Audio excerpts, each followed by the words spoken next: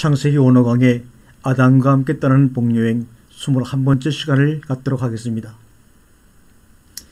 신앙생활에 있어서 중요한 것은 예수를 믿어 구원받는 것이 중요한 것이 아니라 더욱 중요한 것은 어떻게 하나님이 기뻐하시는 삶을 사느냐 하는 것이 신앙생활의 핵심입니다. 우리가 지난 시간을 통해서 롯이라고 하는 사람이 거의 아브라함과 비슷할 정도로 천사를 대접하고 소돔성 멸망을 면해보려고 갖은 노력과 시도를 했던 것들을 살펴봤습니다. 그러면서 우리는 그 롯에 대한 의식과 생각을 바꾸기까지도 했습니다.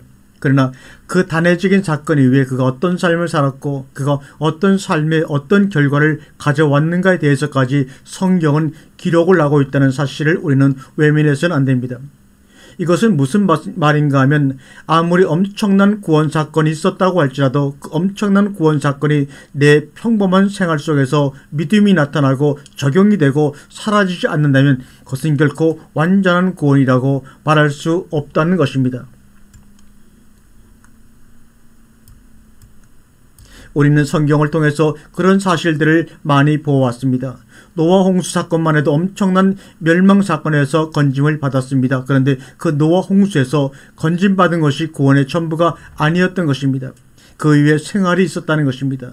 아무리 그런 노아 홍수 같은 엄청난 하나님의 무서운 심판으로 징벌을 했어도 결국은 또 함의 저주 사건이 일어나고 바벨탑 사건이 일어났습니다. 그래서 하나님은 아브라함을 부르시는 목적이 그런 단회적인 사건적인 구원보다도 삶적 구원을 가르치시기 위해서 부르신 것입니다. 그런 가운데 롯의 사건이 튀어나온 것입니다. 우리는 오늘 말씀을 통해서 롯의 그 이후의 삶이 무엇인가와 소돔성 사건 이후에 아브라함의 삶은 어땠는가를 다음 시간에 20장을 통해서 연결해서 살펴볼 것입니다. 우리가 하나님을 믿는다는 것은 단방약식의 구원을 받기 위해서가 아닙니다. 오히려 삶 속에서 구원이 이루어진다면, 삶적인 구원이 이루어진다면 그때의 상황 속에서 위급한 상황이 생긴다고 할지라도 삶 속에서 우리를 사랑하시고 구원하시는 하나님의 구원이 그 위급한 상황에서도 우리를 건져 주실 것입니다. 그러나 우리가 하나님을 위급한 상황에서만 건진받는 하나님으로 해석하고 그렇게만 믿고 그런 구원만 바란다면 우리의 삶은 망가지고 말 것입니다. 그것이 바로 오늘 말씀이 우리에게 주는 커다란 교훈이라고 볼 수 있습니다. 그러므로 하나님은 주일만의 하나님이 아니라 이 말입니다. 내 생활의 잘잘못을 떠나서 내 온 생의 하나님이신 겁니다. 그 구원이 진정한 구원이라는 것을 명심해야 할 것입니다. 우리가 오늘 첫 번째 생각할 주제는 롯이 소알에 올라가 두 딸과 함께 산에 거하니라. 롯이 소알에 거하기를 두려워하여 두 딸과 함께 소알에서 나와 산에 올라 거하되 그 두 딸과 함께 굴에 거하였더니 롯이라고 하는 사람이 소돔성에서 구원을 받은 다음에 소알에서 올라가 두 딸과 함께 산에 거하였다라고 하는 말입니다. 그런데 성경은 롯이 왜 소알성에 나갔느냐는 이유에 대해서 롯이 소알에 거하기를 두려워하여라고 기록하고 있습니다. 왜 두려워했을까요? 저는 그 이유를 정확히 알 수가 없습니다. 그러나 축직컨대 소돔성이라는 지역의 도성에 살다가 그 참혹한 경험을 했습니다. 그는 두 번 다시 생각하고 싶지 않은 그런 경험을 했습니다. 그 노이레자가 소알성에 살고 있는 롯에게도 엄청 영향을 미쳐서 하나님께서 소돔성을 치신 것처럼 소알성도 치시지 않겠느냐는 두려움이 그를 엄습했을 것이라는 추측을 할 수가 있습니다. 그러나 여러분, 우리가 이 대목에서 생각해야 할 문제가 무엇인가 하면 소알성이라는 곳은 롯 때문에 멸망해서 제외됐다는 엄연한 사실을 롯도 알고 우리도 잘 알고 있습니다. 그렇다면 롯은 이때다라고 생각하고 그 소알성에 하나님의 자비와 긍휼을 알렸어야 했습니다. 그리고 그 소알 사람들로 하여금 하나님을 믿게 하고 하나님의 은총을 감사하는 사람들로 바꾸어야 했습니다. 우리가 한 예를 든다면 요나의 경우를 들 수가 있습니다. 요나라는 사람은 니네성의 제약을 너무나 잘 알고 그래서 그 성읍은 멸망받아야 싸다라고 생각을 했습니다. 그래서 요나는 하나님께서 자기를 보내실 때 그 성을 구할 마음이 전혀 없었습니다.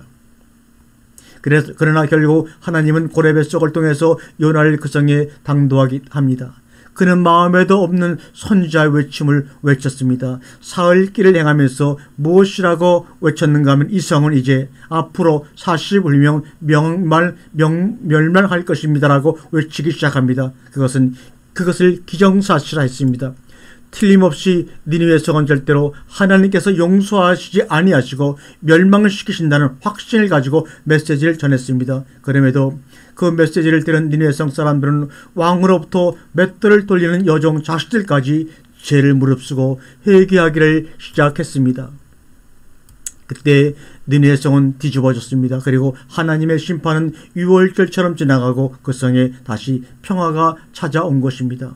왜 롯은 그렇게 요나처럼 못했느냐 하는 것입니다. 왜 그 일을 주저했느냐 하는 것입니다. 저는 그것에서 엄청난 분개함을 느낍니다. 사랑하는 성도 여러분, 오늘날도 우리는 이 엄청난 말씀을 만났고 보았습니다. 어떻게 성경에 그런 내용이 들어있고 어떻게 성경은 그런 사실을 수천 년간 감추고 있다가 이제야 드러내시는가를 마침 손으로 만지는 것처럼 눈으로 보는 것처럼 확인하고 그리고 우리는 몸으로 체험을 하고 있습니다. 그러면서도 우리 가운데에는 나 외에는 구원받을 생각이 별로 없는 사람 같은 사람들이 너무 많습니다. 여러분, 이 엄청난 사실을 아십니까? 성경이 수천 년 전에 이미 마지막 일어날 사건을 이렇게 예언을 하고 있습니다 라고 말하면서 어서 방주 안으로, 이 구원의 동산 안으로 들어오십시오라고 외치는 사람이 없습니다. 여러분, 가까운 가족부터 외치셔야 합니다. 소활성은 무서워서 도망칠 섬이 아닙니다. 그 성을 구원시켜야 했습니다. 여러분들 어떻게 구원받으신 줄 아십니까? 소돔성이 어떻게 멸망했습니까? 그 참혹한 현장을 보시지 않았습니까? 우리들도 그 가운데 있었던 사람들입니다. 그러나 나 때문에 하나님께서 소활성을 살리신 것입니다. 그 하나님을 믿으시고 그 하나님의 자비를 받아 드려야 합니다 라고 외쳤어야 했었습니다. 그런데 그는 아직도 소돔성의 악몽을 씻어버릴 수가 없었습니다. 그는 도망치기에 바빴던 것입니다. 여러분도 그러시겠습니까? 왜 소활성 사람들에게 그 사실을 알리지 않습니까? 바로 엊그제 일어난 사건인데 여러분, 신앙이 생활이 되지 아니하면 이렇게 됩니다. 내가 남에게 전도하지 못하고 남을 권하지 못하면 언젠가는 내 영혼까지도 멸망하고 맙니다. 이웃집에 강도가 들면 왜 같이 쫓아내줘야 합니까? 이웃집 털리고 나면 그 다음에 우리 집이기 때문입니다. 이웃집에 강도가 들었을 때 같이 몰아내야 내 집이 보호를 받습니다. 저는 오늘의 이 롯을 보면서 너무나 속이 상합니다. 롯이라는 사람이 어떤 구원을 받았는데 롯과 그 일가족이 그럴 자격이 있어 구원을 받았습니까? 그럴 공로가 있고 그럴 만한 의인이어서 구원을 받았습니까? 여러분 아시다시피 전혀 아니지 않습니까? 정말로 아브라함 때문에 관계성 구원을 받은 사람인데 역시 자신의 믿음이 아니면 어쩔 수 없구나라는 결론을 얻게 됩니다. 그렇게 도망친 롯이 어떻게 했습니까? 그의 두 딸과 함께 굴에 거해야 했더라. 여기 굴이라는 메아라라 말입니다.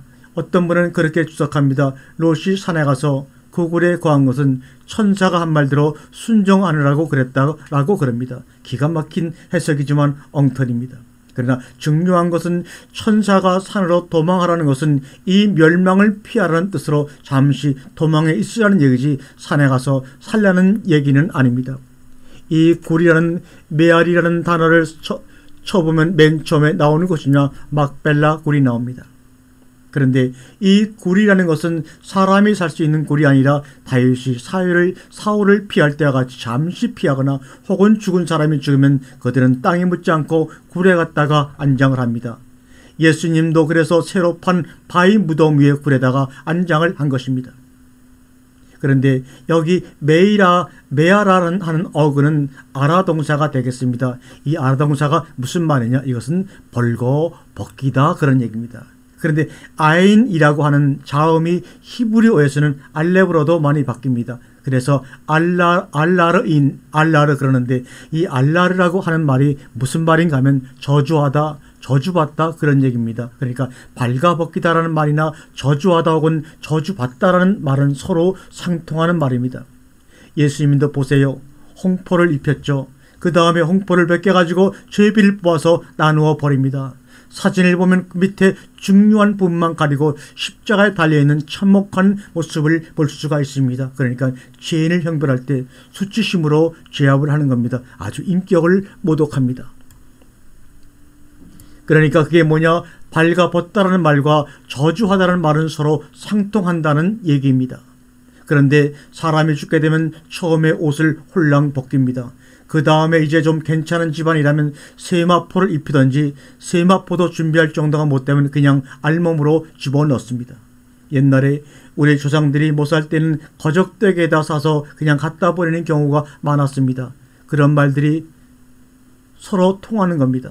신명기 27장에서 이 동사가 제일 많이 쓰이는데 이 단어는 하나님과의 관계를 유반한 사람을 나타내고 있다는 사실입니다. 하나님과의 관계에서 유반되는 것, 예를 들면 우상숭배라든지 부모에 대한 불경이라든지 이웃을 속이는 거라든지 불리한 상황에 있는 사람들을 속이는 것이라든지 뇌물이라든지 이러한 하나님과의 율법적 관계에서 유반한 사람들을 주로 아라르 동사로 저주하거나 벌거벗기거나로 표현을 하고 있습니다. 그러면 이 굴이라는 것이 어떤 것이냐? 그런 사람들이 가는 것입니다.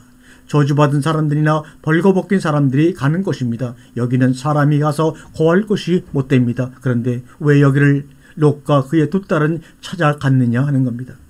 저는 상징적으로 이 말은 롯과 그 살아남은 그 일가족은 이미 죽은 믿음이라는 겁니다. 산 믿음은 두려움이라는 것이 올 수가 없습니다. 그래서 요한일서에서는 두려움에는 형벌이 따른다고 한 것입니다. 여러분들, 예수를 믿고도 아직 내 마음속에 두려움이 있다면 그것은 뭔가 하나님의 은혜를 잘못 받은 것입니다. 제가 이 말씀을 받고 확실히 느낀 것은 두려움이 없어졌다는 것입니다. 진정한 평안이 옵니다. 그런데 어떨 때는 삶 속에서 일어나는 문제들 때문에 혹 두려움이 있을 수도 있습니다. 그것이 나를 점령하고 내 속에 자리 잡고 있을 수도 있습니다. 그럴 때 내가 너무 괴로우면 하나님 이 생각이 저에게 떠나게 해주시라고 기도를 합니다. 그러면 실질적으로 그 생각이 떠나면서 객관화가 됩니다. 그러면서 마음이 평안해지고 즐거워집니다. 그런데 멸망 가운데 구원을 받은 롯은 아직도 그 속에 두려움이 떠나지 않고 있었다는 겁니다. 다시 말하면 형벌이 아직도 남아 있었다는 겁니다. 그런 상황에서 굴로 도망을 했으니 이것은 산송장이 들어가 있는 것입니다. 우리가 세상에 살면서 여러 가지 직업을 갖습니다마는 그 직업들 가운데 나를 살리고 나를 도와주는 직업이 있는가 하면 내 영혼을 죽이고 좀먹는 직업도 있습니다. 그래서 우리는 직업 선택을 할 때 조심해야 합니다. 잘못 선택하면 메아라 굴에 들어갈 수가 있습니다. 영원히 죽어갑니다. 롯은 지금 제발로 여기를 찾아간 것입니다. 왜 여기를 찾아갔느냐 하는 겁니다. 롯의 일생을 한번 우리가 보겠습니다. 부모를 일찍이 여의고 큰아버지 아브람을 따라서 파간객지 생활을 하다가 겨우 성가에서 분가를 했습니다.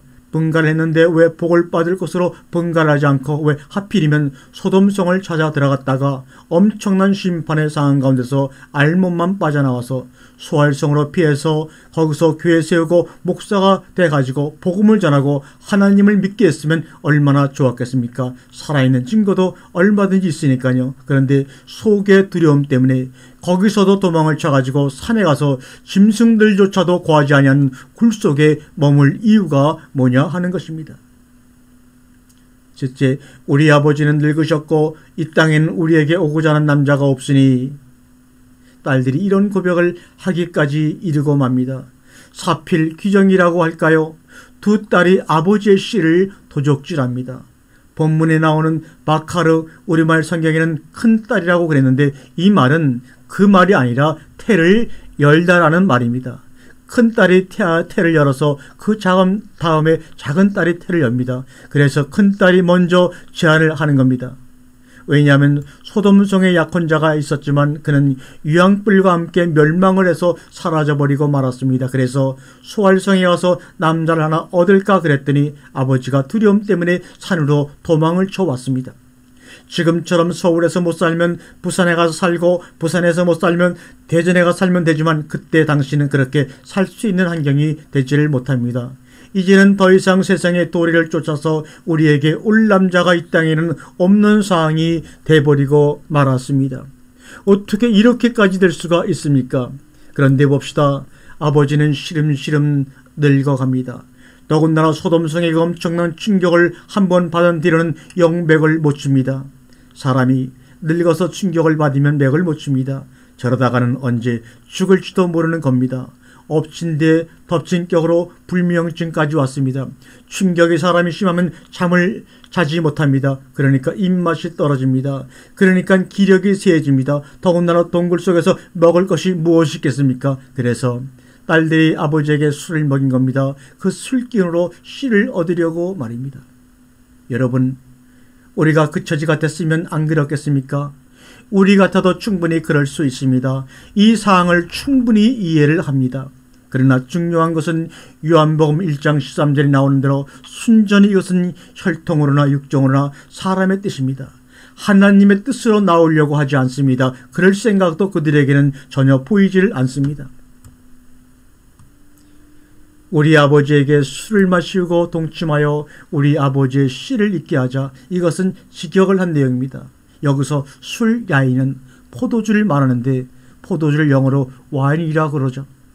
히브리어에서 온 단어입니다. 이 와인 때문에 노아가 술이 취해서 벌거벗었고, 그래서 벌거벗다와 저주는 일맥상통하는 단어입니다. 우리가 벌거벗고 저주받음으로 말미암아 예수 그리스도가 우리에게 오셔서 새로운 떡과 포도주를 줌으로 말미암아 그것을 취한 자들에게는 구원의 역사가 일어나는 것을 노아의 취해서 벌거벗음을 통해서 우리에게 보여주고 싶었던 하나님의 퍼포먼스였습니다. 노아의 그 술 취함은 포도주를 많이 먹게 되면 더운 지방이 돼서 열이 많이 납니다. 추운 지방 사람들이 술을 많이 먹는 것은 그래도 괜찮은데 더운 지방 사람들이 술을 많이 마시면 안 됩니다. 그러니까 노아가 옷을 밖에 마른이었던 것도 사실입니다. 여러분, 저는 오늘 이 말씀을 보면서 어린아이들의 기독교 교육이 얼마나 중요한 것인가를 깨달았습니다. 그리고 지금까지 우리는 어린아이들에게 너무나 안일하게 성경 공부를 가르쳤습니다. 어린아이들은 어린아이들 수준에서 말씀을 이해합니다. 중요한 것은 얼마나 중요한 말씀을 전했느냐 하는 것입니다. 지금은 이해가 되지 않습니다. 그러나 그들이 지금 들었던 그 말씀이 밑바탕이 되고 문화가 되어서 나중에는 그 비밀을 알고 그 삶을 살게 되는 것입니다. 여러분, 어린아이 때부터 무엇을 가르친다, 배운다를 떠나서 기독교적인 상황과 환경 속에서 젖어들면서 자라는 것을 소홀히 하면 안 됩니다. 지금 이 두 딸들은 소돔성 문화에서 자란 자들입니다. 그러니까 이런 생각을 충분히 할 수 있다는 것입니다. 우리가 평소에 자녀들에게 성경 말씀 한 구절 읽어주고 하나님이 원하시고 기뻐하시는 뜻이 무엇인가를 한마디라도 흘려주는 한이 있더라도 그것이 감수성이 예민한 어린아이들에게 큰 효과를 나타냅니다. 그리고 주일에 한 번씩이라도 교회 데리고 나와서 목사님 말씀 듣고 전도사님 가르치는 말씀을 들으면서 어려서부터 자라는 그 습성이 커가지고 그들에게 지대한 영향을 미친다는 것을 우리는 간과해서는 아니 됩니다. 철이 없을 때부터 무슨 말인지도 모르는 때부터 피부로 무엇을 느끼기 시작하는 영화 때부터 데리고 나와서 훈련을 시켜야 합니다. 저에게 딸이 하나 있는데 교회에서 영아들을 가리키는 전도서로 지금 열심히 사역을 하고 있는 것을 봅니다.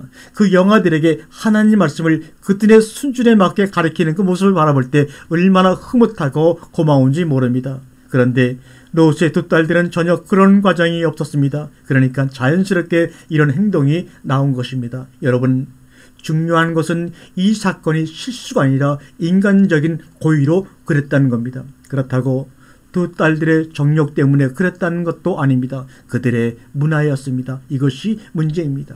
여러분, 오늘날의 성문화가 어떻습니까? 옛날엔 시시시하면서 부끄러워하면서 질질 끄면서 하던 짓거리들이 이제는 노골적으로 공개적으로 하고 있지 않습니까? 더구나 간통이 없어 법에서 사라지는 바람에 얼마나 간음과 간통이 난무한 세상이 되고 말았습니다. 이런 세상이 현재 우리가 살고 있는 이 세상입니다. 이런 상황 속에서 여러분들의 자녀를 어떻게 키우고 어떻게 보호를 하시렵니까? 이것이 바로 표면적인 롯의 두 딸의 모습입니다. 롯의 두 딸이 아비로 말미암아 잉태하였더라, 이렇게 기록하고 있습니다. 여기서 잉태하다, 와타 하레안 라는 단어가 성경에서 긍정적으로 쓰였으면 얼마나 좋겠습니까? 이 단어가 맨 처음에 나오는데 어디에 나오느냐? 창세기 4장 1절에 나옵니다. 아담이 하와와 동침을 해서 가인을 낳죠. 가인이 그의 아내와 동침을 해서 롯을 낳습니다. 이렇게 시작하는 단어가 와타 하레안 하레아입니다. 이것이 아브라함 때 와서는 하갈이 이스마엘을 잉태하고 19장에서는 롯의 두 딸들이 아버지의 씨를 잉태합니다. 와타 하레안. 그런데 이 동사도 보면 타오는 접속사하고 뒤에 이안도 떼버립니다. 그러면 하르만 남습니다. 이 하르가 뭐냐면 그 지방에 가면 큰 산들이 별로 없답니다. 큰 산은 기껏해야 시내산이나 헬몬살 정도, 그 외의 산이라고 하는 것들이 전부 봉우리라고 합니다. 그런데 그 산들이 조그만하니까 꽃 모양이 어떻게 생겼냐면 어린아이를 벤 여자의 배모습같이 생긴 겁니다. 그러니까 봉우리 하르나, 여자가 애를 베가지고 배가 볼록하니 봉우리나 같은 개념입니다. 그래서 여기서도 하르 동사입니다. 그런데 하르라고 하는 단수로 나오기보다는 하름이라고 하는 복수로 나오는 경우가 많습니다. 그래서 산들 그럽니다. 그때 당시는 다산의 축복이니까 그래서 어떻게 하든지 자식을 많이 낳아야 되니까 지금처럼 자식을 낳으면 아이고 저것도 얼마나 들어갈 생각이 하니 까마득하구만. 그러지만 그때는 그런 시대가 아니니까 많이들 낳습니다. 지금도 베두인족들은 산화 제한을 하지 않는답니다. 그들은 애들을 낳으면서 어려서부터 일을 시킨다고 합니다. 자식을 많이 낳으면 낳을수록 부자가 되는 것입니다. 그러니까 그 봉우리들 보면서 내 자식들도 저 봉우리들처럼 볼록볼록 했으면 좋겠다. 그래서 어떤 여자는 평생을 자식을 낳다가 죽어가는 사람이 많다고 합니다. 그러면 왜 이런 단어가 그런 하나님을 대적하고 하나님을 기쁘시게 하지 못하는 그런 사건들로 이어지고 있느냐? 이것이 바로 세상이라는 것입니다. 우리가 이 사건에서 알아야 할 것은 하나님께서 우리에게 축복으로 주시는 자녀, 그렇지 않은 자녀를 성경에서는 분명히 구분하고 있습니다. 그래서 하와가 자식을 낳았다, 하갈이 자식을 낳았다, 그러면 전부 다 칼동사입니다. 그런데 하나님의 축복으로 자식을 낳는 동사는 전부 다 히필 동사입니다. 이것은 분명히 구분이 되어 있습니다. 그런데 우리가 한글 성경으로는 이것을 전혀 구분할 수가 없습니다. 우리가 자식을 낳을 때 하나님께 바쳐서 하나님이 기뻐하시는 자식이 되게, 이것이 바로 사역이고 사명입니다. 무조건 다산의 축복이 아닙니다. 대표적인 케이스가 야곱입니다. 생육하고 번성하며 충만하는 축복이 드디어 야곱 때 와서 12아들로 시작이 되고 있습니다. 오늘날까지 모압과 암몬 족속의 조상이 되었더라. 이렇게 해서 태어난 자손들이 바로 오늘날 모압과 암몬 조상입니다. 이 모압과 암몬, 이것이 바로 오늘날의 요르단입니다.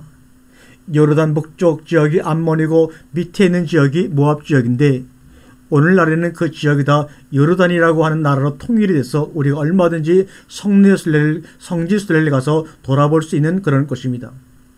그것은 그렇게 비옥한 땅은 아닙니다. 특히 요르단 지역은 중동 지역에서 유일하게 특이하게 석유가 안 나는 지역이라고 합니다. 그런 반면에 후세인의 제일 왕손이 또 요르단 왕이라고 합니다. 그러니까 중동 지역의 국가들이 요르단을 왕손으로 해서 다시 말하면 큰 형님 집안이기 때문에 석유를 요르단에 지금도 무상으로 제공을 해줍니다. 그래서 겨우 연명해 가는 나라가 바로 요르단입니다. 유일하게 가난하고 도움 없이는 살아갈 수 없는 아주 가난한 나라입니다. 중동에서 가장 가난한 나라, 그는 바로 요르단입니다. 그런데 이 모압과 암몬 때문에 정말로 눈물 없이는 볼 수 없는 사건이 두 가지가 있습니다. 저는 말씀을 준비하면서 왜 그 사건을 그렇게 자세하게도 기록해 놓았는가 하는 것을 보게 됩니다. 그것이 브레시, 롯의 두 딸이 뿌려놓은 결과가 아닌가 합니다. 이것은 롯의 두 딸이 자식을 낳고 수백 년 후에 일어난 사건입니다. 당장 일어난 사건은 아닙니다. 그러니까 유전자라는 것이 후대로 갈수록 더욱더 구체적으로 나타난다고 합니다. 그런데 원래 이 세상에 시주의 씨가 잘못되었다고 하는 것이 뭐냐면 세월이 갈수록 이 세상이 악해지고 있다라는 것입니다. 이것은 필연코 좋지 못한 유전자가 시작되었다는 것입니다. 좋은 유전자가 시작이 되었다면 갈수록 세상이 더 좋아져야 하는데 갈수록 나빠지고 있다는 것은 좋지 못한 유전자 씨가 뿌려서 그것이 적대 재생산돼 가지고 오늘날의 결과를 가져온 것입니다. 이 모압과 암몬도 마찬가지입니다.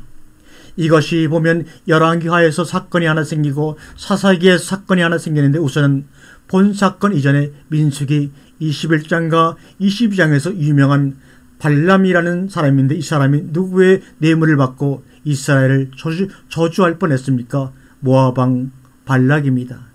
이 사건은 너무나 잘 아는 것이니까 그냥 넘어가고 열왕기하 3장에 보면 이 모압 왕 메사가 있습니다. 그런데 이 사람이 목축을 하는 사람이었습니다. 왕이면서. 그러니까 자기 양털을 깎아서 곡물로 바치고 이스라엘을 섬기다가 그때 당시 이스라엘 대왕 이세벨의 남편 되는 사람 아랍 왕이 딱 죽으니까 그 아들은 별 볼 없다고 무시하고 배반을 해버립니다. 그러자 이스라엘 백성들이 군대를 데리고 쫓아가서 이 모압 왕을 칩니다. 그러니까 도저히 이길 수 없게 되자 어떻게 자기 목숨을 부지할까 연구하다가 시스라성 꼭대기에서 자기의 태를 이을 왕자를 제물로 드립니다. 실제로 이스라엘 군대들이 보는 앞에서 그러니까 이스라엘 군대들이 찔려서 넋이 빠져서 가버립니다. 그래서 그렇게 모면한 사건이 하나가 나오고 사사기 11장에 보면 입다라는 사사가 있습니다. 이 입다가 바로 본초 아닌 첩에게서 난 서자입니다. 첩의 아들인데 이놈이 홍길동처럼 난 놈입니다. 형제들 간에 첩의 아들이라고 쫓아냈습니다. 이놈이 이제 요단강을 건너서 모압 땅에 가 사는데 이스라엘이 공경에 처합니다. 모압의 침략을 받아서 거의 대패할 지경에 이르렀습니다. 그러니까 이스라엘 장로들이 쫓아가서 이 입다에게 제발 와서 우리를 위해서 싸워달라. 우리가 지금 죽게 생겼다. 당신들 나를 소자라고 쫓아내버릴 때는 언제고 지금 와서 나를 와서 싸워달라고 할 때는 뭐냐. 이 입다가 나중에 어른이 되었는데 아주 호골입니다. 장군이 된 겁니다. 전쟁도 잘하고.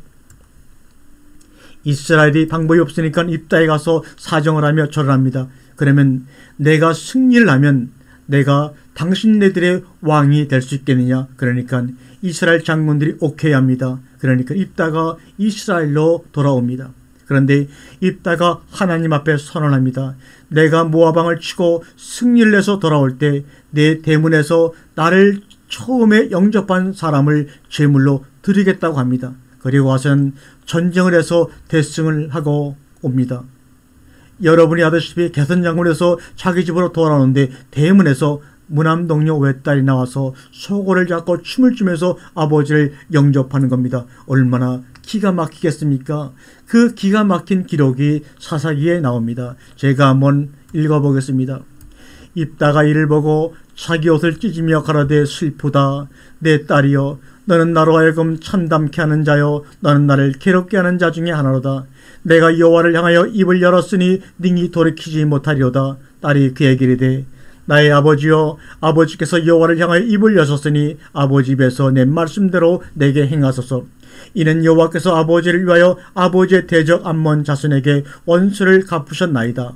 아비에게 또 이르되 이 일만 내게 허락하사 나를 2달 동안만 용납하소서. 내가 나의 동무들과 함께 산에 올라가서 나의 처녀로 죽음을 인하여 애곡하겠나이다. 이르되 가라 하고 2달 유한을 하고 보내니 그가 동무들과 함께 산 위에서 처녀로 죽음을 인하여 애곡하고 2달 만에 그 아비에게로 돌아온지라. 아비가 그 서원한 대로 딸에게 행하니 딸이 남자를 알지 못하고 죽으니라. 이로부터 이스라엘 가운데 규례가 되어 이스라엘 여자들이 해마다 가서 기르앗 사람 입다의 딸을 위하여 나흘씩 애곡하더라. 이것이 다 모압과 암몬 때문에 일어난 사건입니다. 어떻든 간에 저주의 시, 불륜의 시, 불순의 시의 결과는 이렇게 된다는 것입니다. 왜 하필이면 모압과 암몬 역사에서만 이렇게 눈물 없이는 볼 수 없는 애절한 사연이 일어나는 것일까요? 그 민족의 조모 롯의 2딸과 무관하지 않다고 저는 봅니다.